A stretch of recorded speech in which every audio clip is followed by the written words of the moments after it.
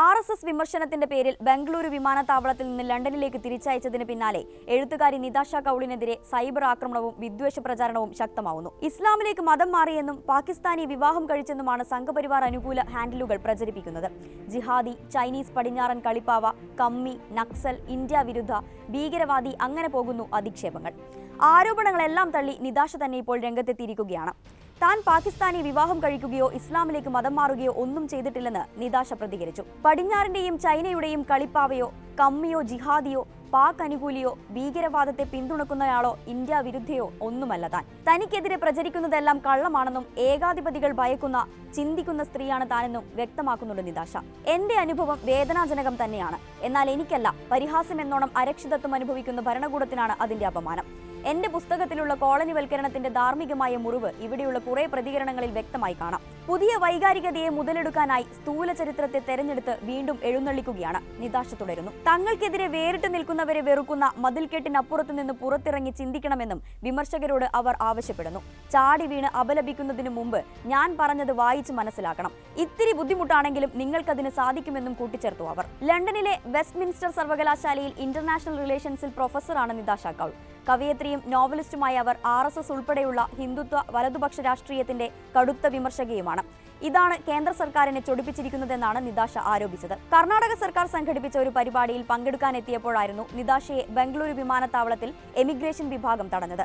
മണിക്കൂറുകളോളം തടഞ്ഞുവെച്ച ശേഷം ലണ്ടനിലേക്ക് തന്നെ തിരിച്ചയക്കുകയായിരുന്നു. ഒരു മുന്നറിയിപ്പുമില്ലാതെ എങ്ങനെ ഇത്തരമൊരു നടപടിയെന്ന് ചോദിച്ചപ്പോൾ കേന്ദ്രത്തിൽ നിന്നുള്ള നിർദ്ദേശമാണെന്നും ഒന്നും ചെയ്യാനാകില്ലെന്നുമായിരുന്നു ഉദ്യോഗസ്ഥരുടെ എല്ലാം മറുപടി. RSS വിമർശനത്തെക്കുറിച്ച് ഉദ്യോഗസ്ഥർ സൂചിപ്പിച്ചതായും നിതാഷ സോഷ്യൽ മീഡിയയിലൂടെ വെളിപ്പെടുത്തിയിരുന്നു. കർണാടക സർക്കാർ സംഘടിപ്പിച്ച കോൺസ്റ്റിറ്റ്യൂഷൻ ആൻഡ് നാഷണൽ യൂണിറ്റി കൺവെൻഷനിൽ പ്രത്യേക ക്ഷണിതാവായിരുന്നു നിതാഷ കൗൾ. സമ്മേളനത്തിൽ ഭരണഘടനയും ജനാധിപത്യവും എന്ന വിഷയത്തിൽ സംസാരിക്കാനെത്തിയപ്പോഴായിരുന്നു വിമാനത്താവളത്തിൽ പിടിച്ചുവെച്ചത്. മുൻകൂട്ടി ഒരു വിവരവും നൽകാതെയാണ് എമിഗ്രേഷൻ വിഭാഗത്തിന്റെ നടപടിയെന്ന് അവർ ആരോപിച്ചു. വിമാനത്താവളത്തിൽ മണിക്കൂറുകളോളം തടഞ്ഞുവെക്കുകയും ഇടുങ്ങിയ മുറിയിൽ കിടത്തുകയും ചെയ്തു. കിടന്നുറങ്ങാനോ ഭക്ഷണം കഴിക്കാനോ വേണ്ട സൗകര്യങ്ങളൊന്നും ചെയ്തു തന്നില്ലെന്നും നിതാഷ കൗൾ എക്സ്പോസ്റ്റിൽ ആരോപിച്ചിരുന്നു. സംഭവത്തിൽ പ്രതിഷേധവുമായി കോൺഗ്രസ് രംഗത്തെത്തിയിരുന്നു. നിതാഷയെ വിമാനത്താവളത്തിൽ അറസ്റ്റ് ചെയ്ത് ലണ്ടനിലേക്ക് നാടുകടത്തിയത് എന്തിനായിരുന്നുവെന്ന് വ്യക്തമാക്കണമെന്ന് മുതിർന്ന കോൺഗ്രസ് നേതാവ് ദിഗ്വിജയ് സിംഗ് പ്രധാനമന്ത്രി നരേന്ദ്രമോദിയോടും ആഭ്യന്തരമന്ത്രി അമിത്ഷായോടും വിദേശകാര്യമന്ത്രി S ജയശങ്കറിനോടും ആവശ്യപ്പെട്ടു. നിതാഷ കൗളിനെ തടഞ്ഞ സംഭവം ആശങ്കപ്പെടുത്തുന്നതാണെന്ന് കർണാടക മന്ത്രി HC മഹാദേവപ്പയും പ്രതികരിച്ചു.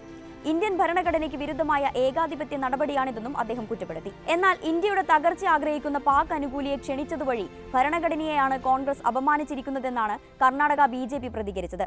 കർണാടകക്കാരുടെ നികുതിയുടെ ചെലവിൽ ഭീകരവാദ അനുകൂലികൾക്കും അർബൻ നക്സലുകൾക്കും ദേശദ്രോഹികൾക്കും കലാപകാരികൾക്കുമെല്ലാം ഫണ്ട് ചെയ്യുകയാണ് കോൺഗ്രസ് സർക്കാർ എന്ന കടുത്ത ആരോപണവും BJP ഉയർത്തി. മുൻപും വലതുപക്ഷ ഹിന്ദുത്വ സംഘങ്ങളുടെ വധഭീഷണിയും ബലാത്സംഗ ഭീഷണിയുമെല്ലാം നേരിട്ടിട്ടുണ്ടെന്ന് നിതാഷ തുറന്നു പറഞ്ഞിട്ടുണ്ട്. 2014 ശേഷം നെഹ്റു മെമ്മോറിയൽ മ്യൂസിയം ആൻഡ് ലൈബ്രറിയിലും JNUവിലും നടന്ന 2 പരിപാടികളിൽ സംസാരിക്കാനുള്ള ക്ഷണം റദ്ദാക്കിയതായും അവർ വെളിപ്പെടുത്തുകയുണ്ടായി. കശ്മീരി പണ്ഡിറ്റുകളുടെ മകളായ നിതാഷ കൗൾ ഉത്തർപ്രദേശിലെ ഗോരഖ്പൂരിലാണ് ജനിച്ചത്. പിന്നീട് പഠനത്തിനായി ബ്രിട്ടനിലെത്തി. ശേഷം അവിടെ തന്നെ സ്ഥിര താമസമാക്കുകയായിരുന്നു. നിതാഷയുടെ ആദ്യ നോവൽ 2009 മാൻ ഏഷ്യൻ ലിറ്റററി പ്രൈസ് ചുരുക്കപ്പട്ടികയിൽ ഉൾപ്പെട്ടിട്ടുണ്ട്. കേന്ദ്ര സർക്കാർ ജമ്മു കശ്മീരിന്റെ പ്രത്യേകാധികാരം എടുത്തുമാറ്റിയ ശേഷം കശ്മീരികൾ നേരിടുന്ന മനുഷ്യാവകാശ പ്രശ്നങ്ങളെക്കുറിച്ച് US വിദേശകാര്യ മന്ത്രാലയം കമ്മിറ്റിയിൽ മുഖ്യ സാക്ഷിയായി സംസാരിച്ചത് ഏറെ ചർച്ചയായിരുന്നു.